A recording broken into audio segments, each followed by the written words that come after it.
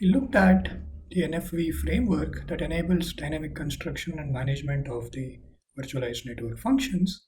Now, let us look at the key architectural components of this framework and what are all the key abstractions and interfaces that would be necessary to realize such a framework. And in this, HC came up with what we call as the HC NFV reference architecture, also known as the NFV MANO or the HC NFV management and orchestration reference architecture. And again, the components that we saw earlier to the components that we see now are more or less the same, but there are some additional components that we need to discuss in detail. First, this NFV architecture that was proposed by HC has in fact helped define the standards for NFV implementation. And so we need to understand what are those standards. And it would not be possible to cover all of them to the greater depth, but at least we should try to understand what are the main architectural reference points and what are the executional reference points that are being leveraged to build this reference architecture. And in essence, this NFV reference architecture consists of, at the core, the virtualized network functions or the software applications that would be deployed to deliver the desired network functions on the NFV infrastructure. So we looked at NFV infrastructure encompassing as a virtual storage, compute, and virtual network, including the hardware infrastructure of compute, storage, and network. But when we think of these virtual network functions that are going to be deployed, then we need to ensure that these network functions are managed properly. And to do that, HC came up with what we call as the EMSs or the element management systems, which would be responsible for the functional management of these virtual network functions. And in this, by management, what we mean is to include the functions of fault management, the configurations that we need to set for VNFs, what is the the compute requirements, storage requirements, memory requirements, all of these configurations that you would want to do, the performance monitoring, what are the performance characteristics that you are looking for, what are the SLAs that this VNF needs to be supporting, and what are the security constraints in terms of access control, authorization aspects. All of these configurations can be plumbed into what we call as the element management systems. And note that these element management systems can themselves be deployed as the virtual machines or virtual instances that would run on the same infrastructure. But this would provide us the handle to control and configure the network appliances that we would want to run. Although in this figure, what we have shown is that there is one-to-one mapping for element management system to the VNFs, but this is not necessarily true. We may have a single EMS which is able to be managing multiple of the VNFs. So one-to-many is possible in terms of multiple virtual network functions being managed by single EMS instance. And now these EMF instances or virtual network functions need to be managed from the network operator point of view. And for a network operator, you would want to have a control from one place to say how these configurations can be done. So for that, this interface of virtual elements to the virtual network functions, the MANO infrastructure that we would want to facilitate need to be given. And this interface is between the core layer of what we saw as the MANO layer. Within this, we need specific functions, what we call as the virtual network function managers, which would manage the subset of these network functions, because one of the kinds of network functions can be deployed by some software vendor, while the other kinds of network functions may be coming from other kinds of a software vendor. So we may have different virtual network function managers to manage all of these different kinds of virtual network functions. So in essence, this VNF manager is responsible for the lifecycle management of these virtual network functions and the configurations on the EMS. And when we mean by lifecycle, what I mean is when to instantiate this network function, when to have the software updates for these network functions, how to version these network functions, and ensure that you can monitor the performance levels, diagnose the faults, and if there are any failures, how to heal or ensure that they can be respawned, and when their life cycle is over, how to terminate these virtual network functions. All of these become the key aspects for this virtual network function managers to handle. And once we have provided this virtual network functions to the virtual network function managers interface, that would enable any open environment so that multiple managers can be plumbed in on a single infrastructure. Second, like we have at the bottom is the network function virtualization infrastructure, which encompasses both the virtual and the physical infrastructures. This again, when we want to be controlled, or like when we have a premise or a campus or enterprise, we have these infrastructures that are going to be set up. We need a handle to again manage this infrastructure. And that's exactly the role of virtual network infrastructure manager, or what is being termed as the VIM here in this diagram. And this virtual infrastructure manager is responsible for managing the compute, storage, and network resources, both software and virtualized software or virtualized infrastructure, as well as the physical infrastructure. Then what we would also need is to see that how these network functions can be brought to life in terms of to manage the life cycle. There have to be some policies on which you would want to act, and that's facilitated through the component of what we call as the NFV orchestrator in the Mano. And this NFV orchestrator is basically the one that automates the deployment, the operation, the management, the coordination of the VNFs. When we spoke about how to chain these VNFs, what are the means to connect these resources, all of this could be coordinated from this NFV orchestrator.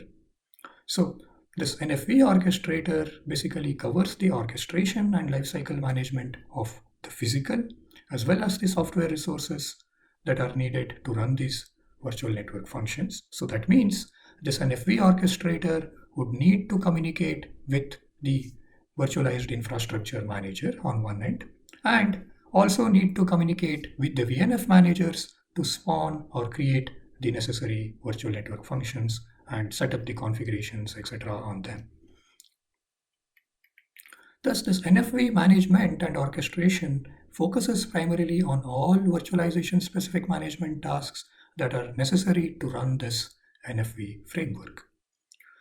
And here we can also see that there is a role of an SDN controller, although the placement of an SDN controller in terms of the architecture of NFV was highly debated. But SDN controller, like we saw in our earlier lectures, is to manage how we want to set up the communication amongst these network instances, is to manage or provision the resources or these virtual computes that we would want to build in this NFVI. So we can think of SDN controller is working in conjunction with the NFV orchestrator to set up the forwarding rules that we want, what control functions that we want to build for these, what is the topology that we want to build with the virtual links. All of these aspects can be managed by the SDN controller, which we can think of as being situated along the lines of NFV orchestrator and the NFV Mano framework. And the other most critical piece that any of the operations in telecommunication or enterprise would have is what we are showing here as the OSS and BSS component. And in OSS and BSS, what we mean by OSS is the operations support system, and what we mean by BSS is the business support system. Think of operations support system as a means to facilitate the communication, to facilitate the concerns, whatever we need to deal from an operator point of view to manage all of these resources. And from this end, what we would see is basically that the means to maintain and operate all of these devices, we need specific database where the things would we basically stored in terms of what informations we are gathering about the infrastructure, gathering about the services that we want to build, and operationalize these services. And think of this operationalizing as taking care of the entire infrastructure that we have and to ensure that we meet the utility over this infrastructure. Like when we have a telecom operator who is trying to onboard a new user, what is his status that is being maintained for a given user on the local premise is managed by the operations support system. And the other aspect is the BSS, which primarily consists of how to interface with the customer or the end user. Like if there is a customer relation management information that needs to be set up, like when we talk over our mobiles or when we use the data, there is a billing that happens. So how this telecommunication billings that need to be done, given and updated to the user, all of these aspects come into the business support. So think of, in a very simple terms, if we have to say the interface, for example, between the BSS is for capturing the user's requests or capturing the order from an user. Like user specifies the intent to the networks through this BSS framework. And how you realize such an intent of an user, like user wants to have 100 GB data that he wants to purchase. That's done through the BSS support system. Now, once that is done, how it is being operationalized and ensure that the requests of a user are fulfilled is what governs what we call as the operations support system's role to fill in and do this job.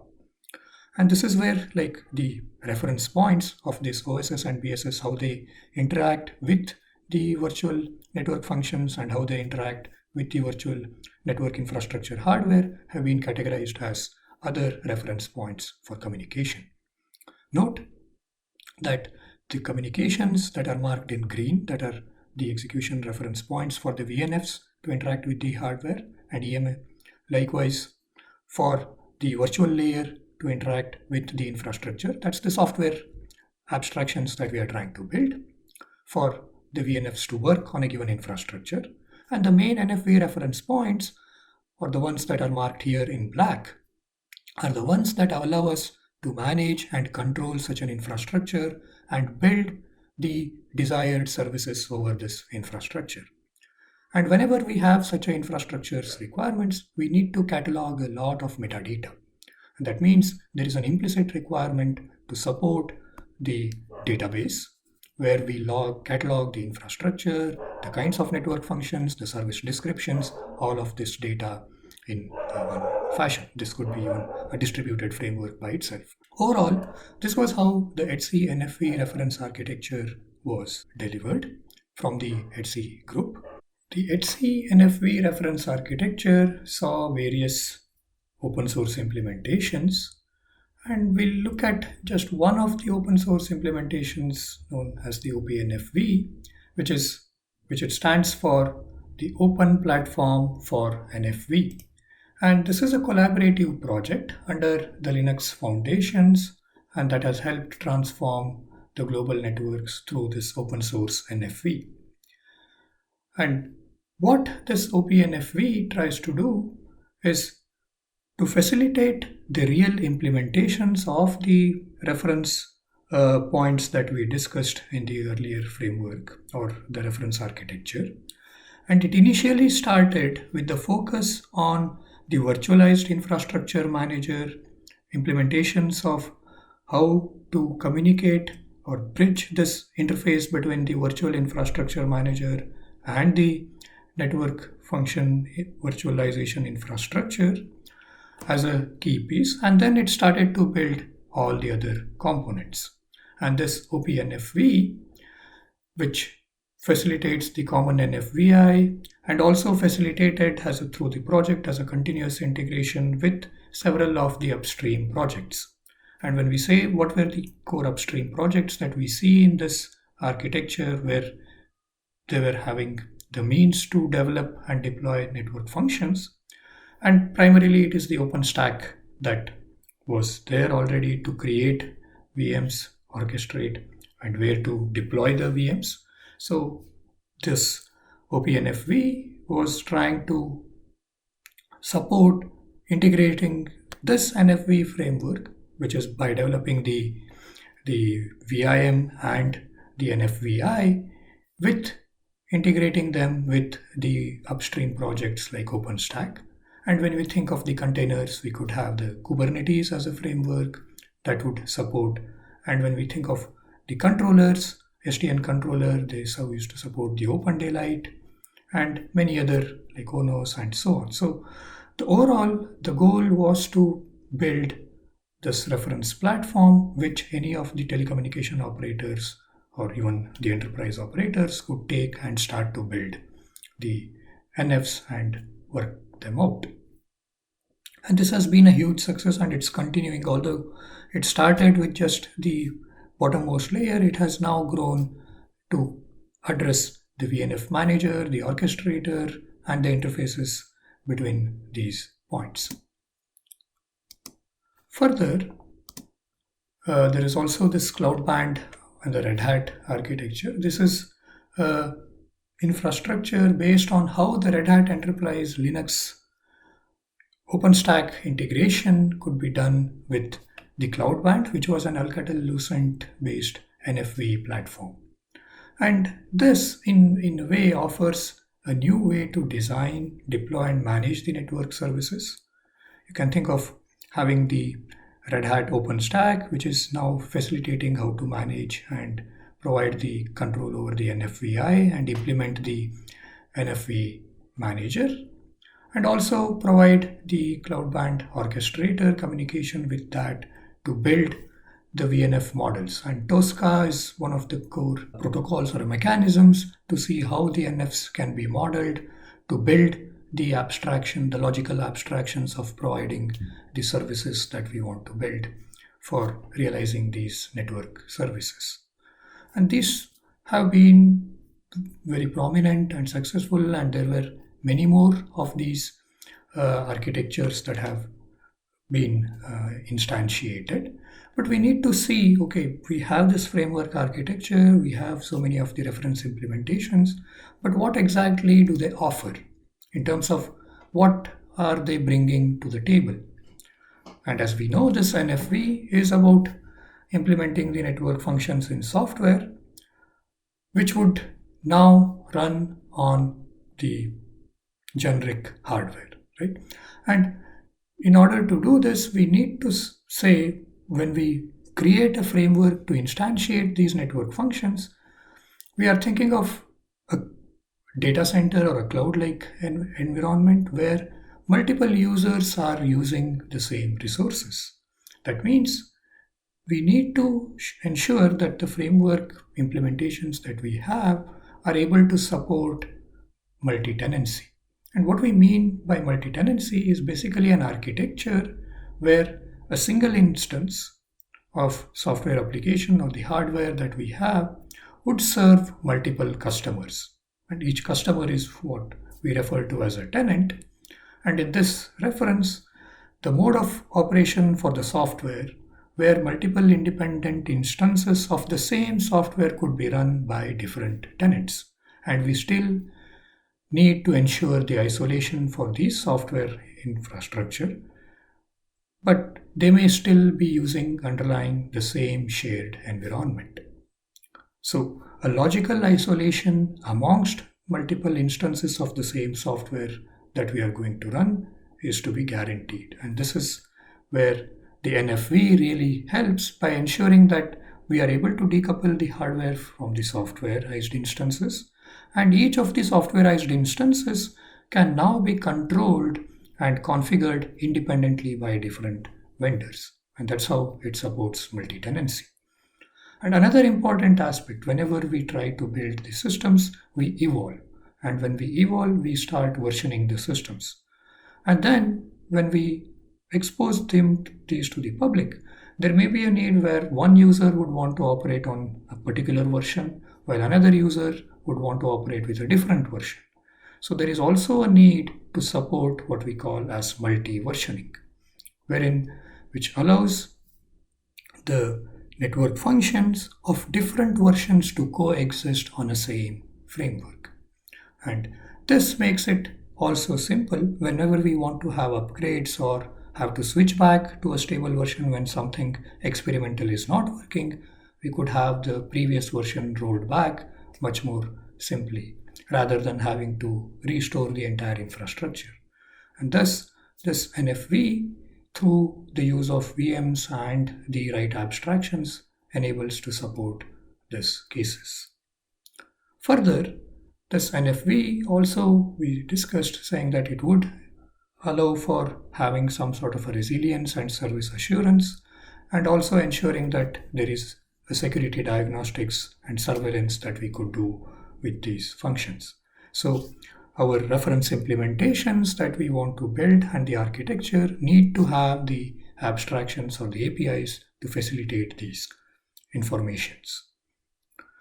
And overall, when we have such a framework, what it really creates is the opportunity for many of the software players to come together and independently even build different network functions.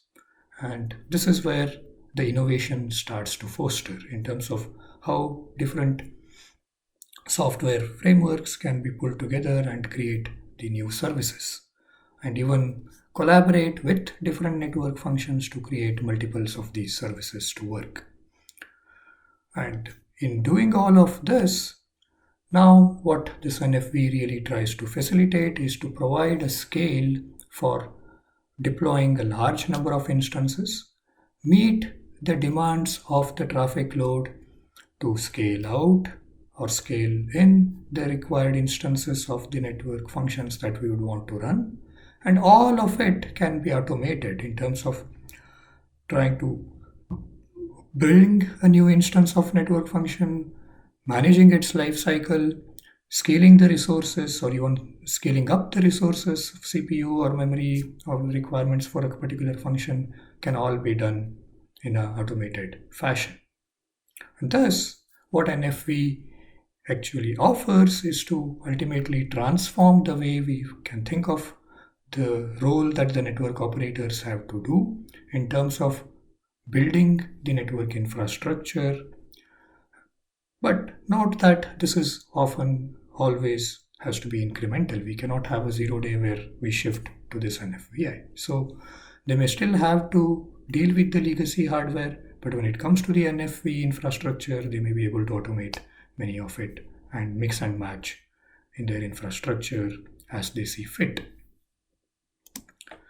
Thus, what this NFV essentially offers is, in terms of economy, it reduces the capital expenses and ensures that we can run multiple of the network functions on the same hardware. That's through the consolidation of equipments, which otherwise would have been you will have to purchase proprietary and different kinds of equipments.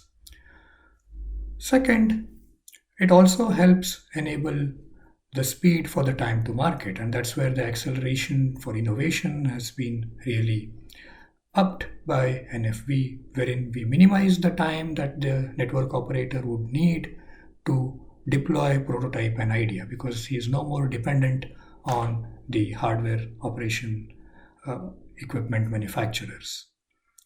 Third, through the support of multi-versioning and multi-tenancy, we are able to now allow many of the platforms to coexist on a single infrastructure. So that's a consolidation of multiple infrastructures as well. So it's again adding to the economy of scale, saving on a lot of the aspects of capital expenses, and also from the user point of view, it also saves a lot of resources and money. And overall, this has enabled the open ecosystem for innovation and also provided the flexibility to the network operators to easily manage, readily deploy, provision new kinds of resources and also provide better operational efficiency, wherein now they can take advantage of the uniformity in how you want to manage the resources. You no more need to dig into the different specs of different devices to just manage them. Management is one point. Although The configurations and updates may require you to deal with the specifics, but in terms of the operational management, it would have been a lot more simpler. And overall, what NFV has tried to do is provide the software-oriented network functions which are open to innovation, which we can rapidly prototype and deploy and test out. And in a way, we have basically deossified the network infrastructure and enabled the network functions to take over and softwareize these networks. And all of this also accounts to a lot of operational expenses minimized due to the fact that we don't have to have specialized labor to spend on. We have less of a power. You are not having multiple of the instances that would run for different purposes, but just a commodity hardware running multiple instances.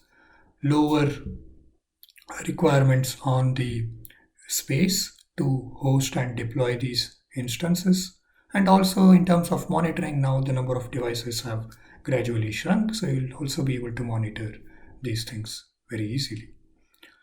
And all of this in a way is good, but it also means that we have now in a way tried to cap off on how the IT oriented skill set and talent can be reused for managing of the NFVs, because they are now built on the commodity hardwares.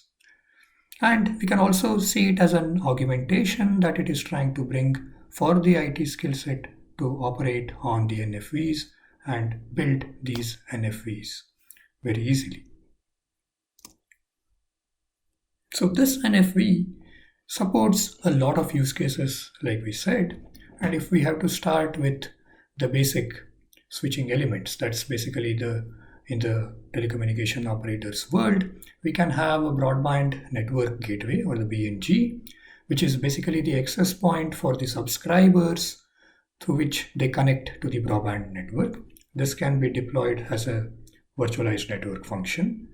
Carrier grade NATs that we also discussed earlier can now be thought of not as dedicated hardwares, but as just the network functions that we can deploy on the commodity hardware.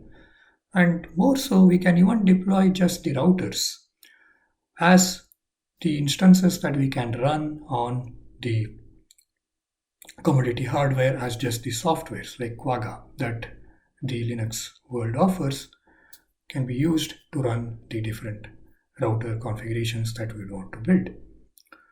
And when we see from the mobile network operators point of view, in the mobile network infrastructure, we can implement basically what we call as the HLR and HSS modules, which are basically the home subscriber servers, which is basically in the 4G kind of a network, where the main function that they would provide is to facilitate the communication of the network with the subscriber's profile and authentication informations for a 4G user, and likewise maintain this information as a software instance rather than as a dedicated hardware.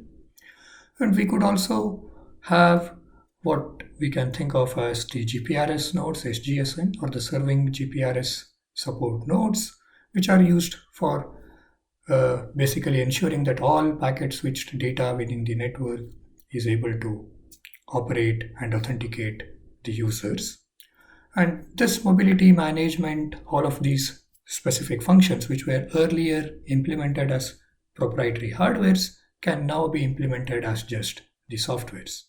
And likewise is the SGSN, or the serving GPRS support node, which would also can be implemented as a software instance.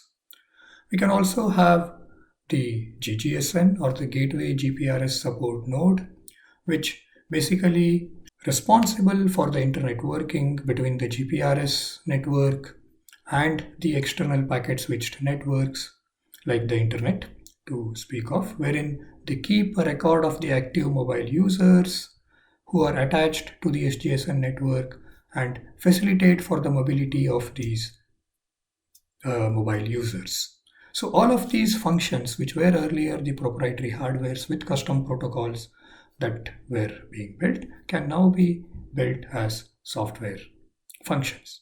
Likewise, the packet data network gateways, which are the critical network functions in the 4G mobile core network or the evolved packet core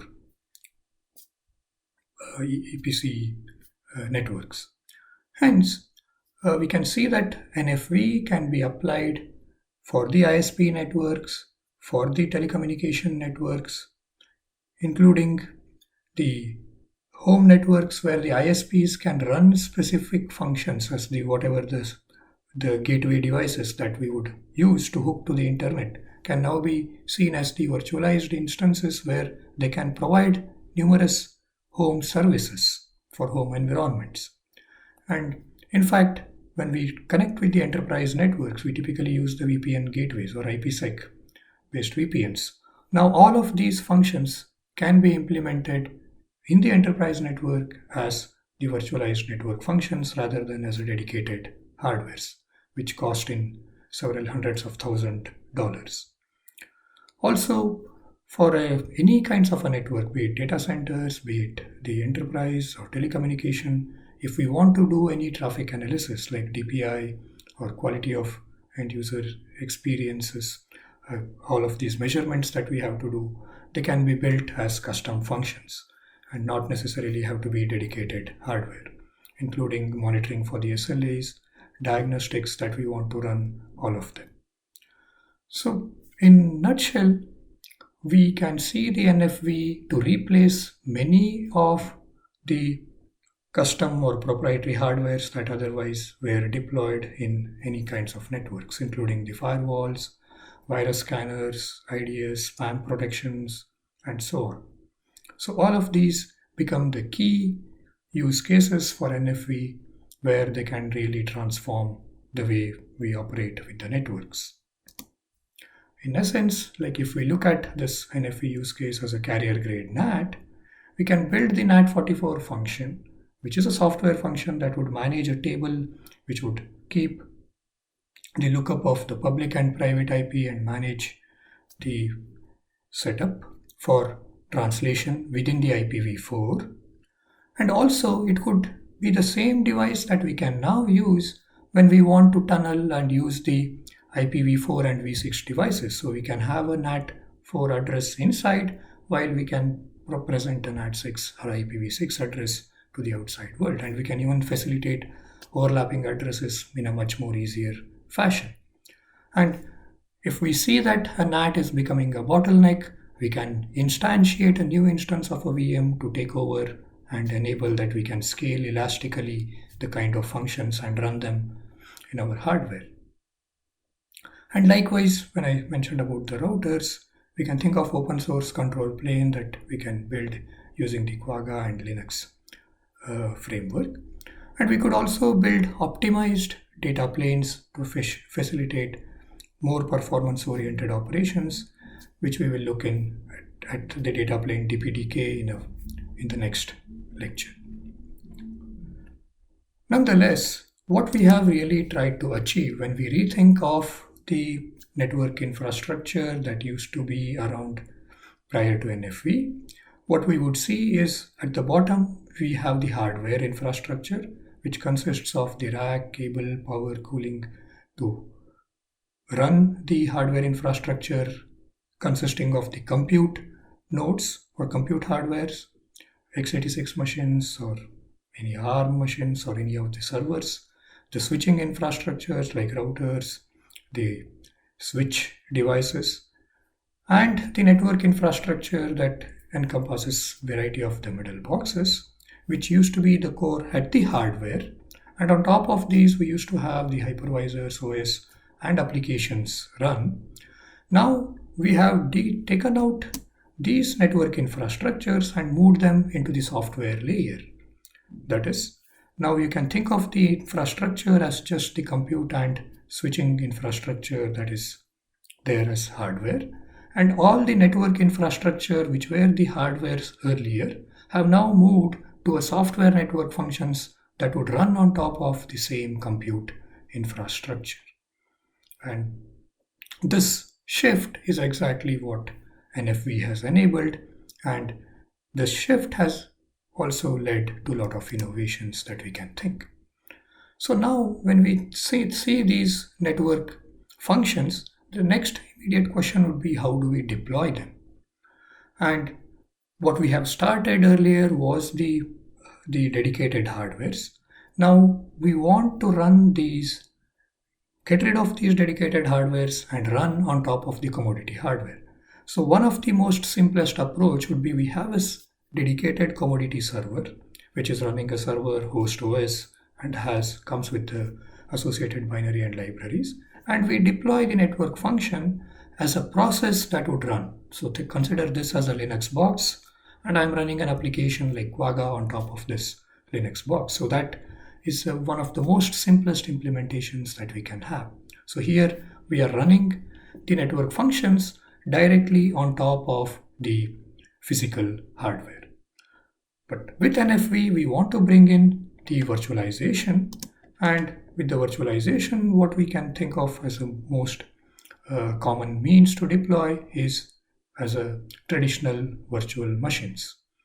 And here what we mean is we create a virtual machine on top of the physical infrastructure through the use of the hypervisor and run our applications or network functions as an application within this virtual machine, which would have its own guest OS that would run on top of the hypervisor. And this facilitates at most isolation, the maximum isolation, and ensures that these virtual machines can be spawned and run easily.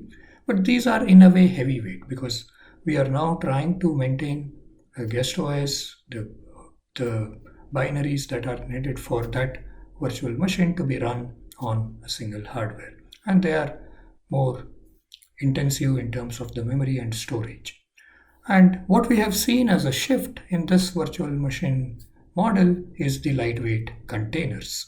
So we could even build our NFV infrastructure, the virtualized infrastructure, to run these containers, wherein NFs can be thought of as the applications that are run within a container, and the container as a scope provides the isolation for that particular application, but it would reuse the same underlying host OS, and that way these are much more lightweight, and we are able to deploy these containers in a much more faster way. That means time to start or time to spawn a new instance would also be greatly reduced when it comes to the containers model of running these network functions. And there was also an interesting path that the researchers proposed and what we call as the unikernels. Here, think of unikernel as a dedicated kernel on which is just doing one function at a time, and that's exactly our network function.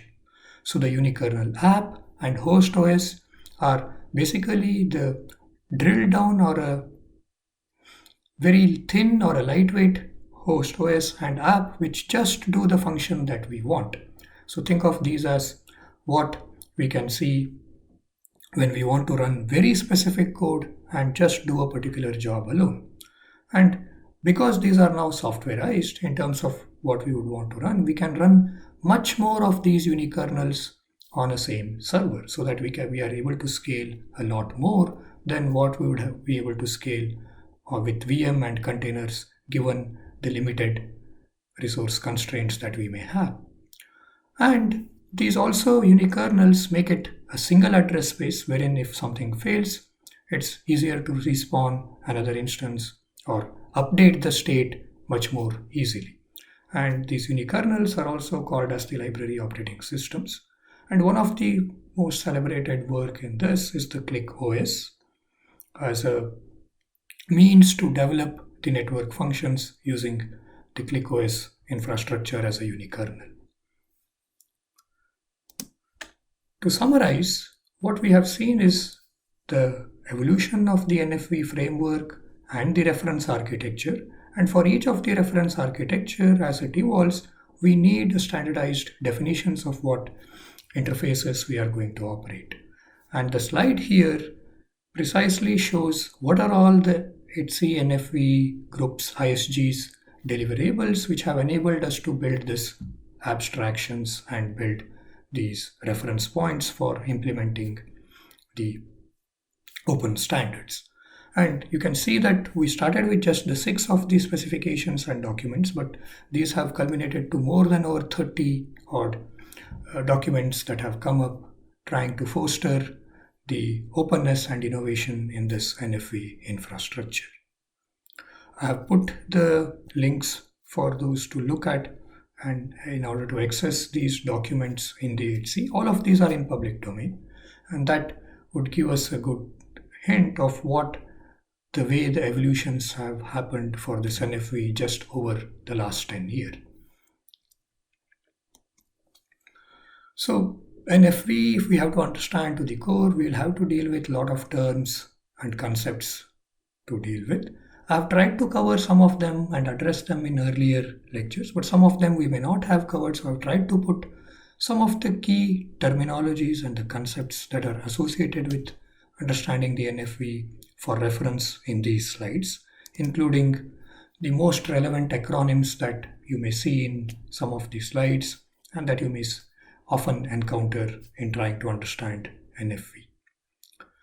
So next up, what we will try to do is we will look into the key challenges. We have looked at how these benefits have evolved from these network functions, but any technology like when we bring, it also comes with its own sets of challenges.